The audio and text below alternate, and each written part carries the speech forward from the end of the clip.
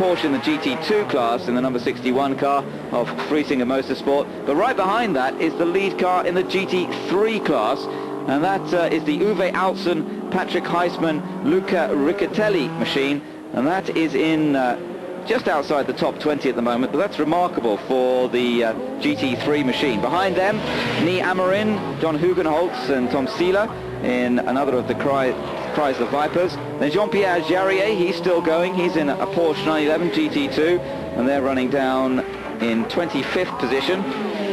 Behind them, the Brainer family and their Chrysler Viper. They're running in 26th place. 27th, still being shown as 27th, was the Lola Judd that retired a while ago with a blown engine. And then in 29th place, after 6 hours of the race, it may have changed slightly now, was the James Weaver, Andy Wallace, Perry McCarthy Audi. That's followed by the Hubert Haupt, John Robinson, Hugh Price Porsche in 30th position. Then the Belmondo, Montero, Roston Viper. The Perrier, Ritchie and Nuri Porsche. And then on down the list, really we're getting into cars that have had difficulties and problems after that point, and we've seen plenty of those, that's for sure, amongst the front runners, let alone some of those further down. So that's a bit of a listing there. Sorry to go on down the list quite so much, but I know many of you have particular favourites and want to know how certain people are doing, so it was important, I think, to just see what's going on. Up front, still the BMW Toyota battle. Yes, that's right. And for those of you who are watching while Ben was going through that list, why the... He's speaking frankly, he's speaking openly, and if you like, you put it another way, he's taking whatever criticism there is on the chin. Well, that's good to hear. It's sad to lose Mercedes from this race before we even get anywhere near halfway through. But that's the way it's gone. Big drama here at Le Mans, the 1999 race, but it continues, and BMW are still out in front at the moment, with Toyota in second place, the second BMW in third, and then Toyota in fourth as well. Thanks to Tony Delahunty. You'll hear a lot more from him if you're watching on British Eurosport later on tonight and into the early hours this morning, and we shall look forward to their action. And there's a big spin, there's a big accident coming down towards the chicane. One of the Toyotas, I think it's the number 1 car, but I'm not 100% sure about that. I think it was the number 1 car. It's lost it under braking. I think Martin Brundle is driving that car. It is the number 1 machine, and another dramatic incident, certainly not as dramatic as the one we saw earlier on for Mercedes, but a spin coming down to that first chicane, and it appeared the car just pulled straight over to the left. It sort of looked weird. I couldn't see the whole incident, but obviously they kept on looking underneath the car when it came in, and maybe there's some. I would assume that was obviously there was something going on as well. Yes, well, Toyota seem to be having all that. Look, here we are once again. That car under braking. It just pivoted left, should we say, straight into the barrier. And I imagine either some, a puncture on the rear, loose rear wheel, something's definitely amiss there. And obviously that corner, just when the brakes went on, or as he applied the brakes, the car just violently turned left. Yeah, but I think there was something wrong with that right rear. We've just been joined by Hans Stuck. Welcome, Hans. Very nice to see you joining us in the Eurosport commentary booth. What was your interpretation of that? Did you get a chance to have a look just then on the replay? Yeah, it looked, first of all, hello everybody. It looked kind of strange, You see he's a bit on the right side here, you can see. But obviously you see the spark, so whether he had a puncture before, or maybe as it looks the right rear wheel was out of any direction, so maybe a broken pushrod or something in the suspension that caused him to this accident. Very unfortunate. It is very unfortunate. Brundle and Collard and Suspiri seems to have been having all of the bad luck of Toyota Team Europe so far. It's all been going wrong for this car, whereas the other two seem to be running, as we heard a little while ago, without any problems. Sparks flying from under that car now.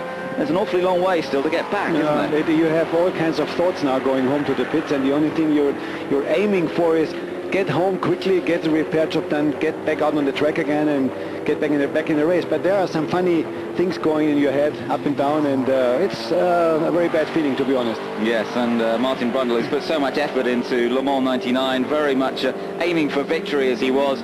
It's just gone from bad to worse here today. He led the race in the early stages, remember? If you were with us at the start of the race, he was on pole position. Just look how slowly that car's going. And of course, for the other cars out there, this is a major issue. Now, he's going really sideways, and we see some more flames coming out. So hopefully he can keep the car on the left side of the track, that no other car in this sort of funny light conditions now.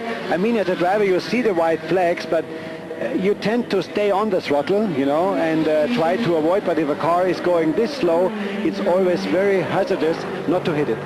Yes, that's right. A nasty possibility there. And we'll just have to hope that he can get it back in one piece, still limping his way slowly. Yeah, obviously there's really something going on the suspension in the rear that makes the car go so sideways. That's a replay. We're just taking a look at the replay there once again of what Looked like happened. the rear wheel had actually collapsed at that stage. Yeah. And it was already, by the time before the car hit anything, it looked like the wheel, and it just looked like it had either just broken or come loose. I think so. I think you're right. I think that whatever caused that spin, something had already broken, hadn't it? Yes, because the car hadn't touched anything when the car was sideways. You could see the wheel already pitched right over. Yeah, so it looks very much as though that's what, some sort of mechanical problem causing the spin, but he's just got such a long way to go to try and get back, and with other cars heading towards him at over 200 miles an hour at various points of this circuit. That is not a very nice experience to be driving. Just look at that. It looks like it's going to shed that tyre as well any moment. Yeah, and especially on the way home now when the car is not in its regular ride height, part of suspension are touching the ground. That's where the sparks are coming from, and it means a major repair job. Not only like the change the wheel, you have to change suspension, get the alignment in a fairly condition to make the car drivable. So we see, for sure, we see this car for a while in the pits. I think so. I think you're absolutely right. Understatement there, Hans. Hans, give us a little bit of your thoughts in terms of what's happening right now in the race with BMW sandwiching Toyota. They're all running up front. Are you at all surprised to see BMW, Toyota, or was this pretty much what you expected? Yes, I'm surprised. Actually, I thought that it's going to be the opposite. It's going to be Toyota, BMW, Toyota, BMW, and I'm surprised how the speed is in this race. You know, BMW are running a very good speed, and they're also running very conservative on fuel. And that what always made the Toyota to go fast. The Toyota had to get back the time he lost in the early pit stops. He regularly came in a lap earlier.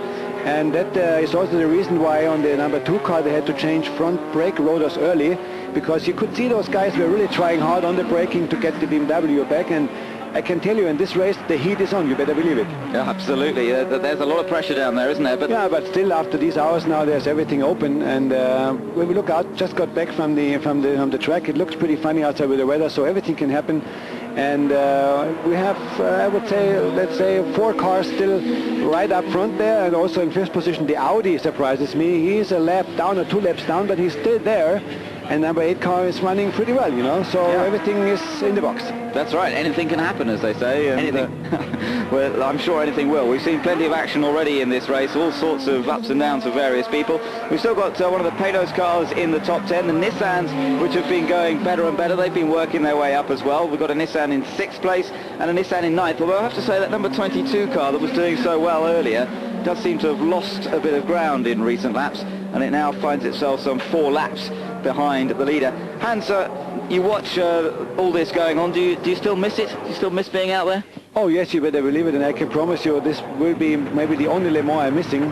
But I have to stick to a decision of my boss, like Gerhard Berger. He didn't want me to drive this race because